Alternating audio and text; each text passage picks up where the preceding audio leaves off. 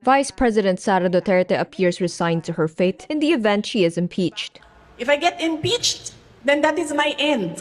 Gumastos at magwaldas ng pera ng gobyerno para i-impeach ang Vice President.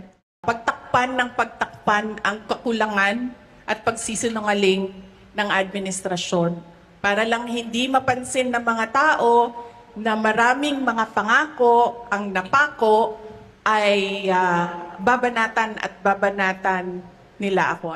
She also claims House Speaker Martin Romualdez wants to become vice president. The Philippine Constitution says the president has the power to nominate a legislator from the Senate or the House of Representatives to fill the vacancy left in the office of the vice president. I really believe that we have reached the point of no return. They are really going after me.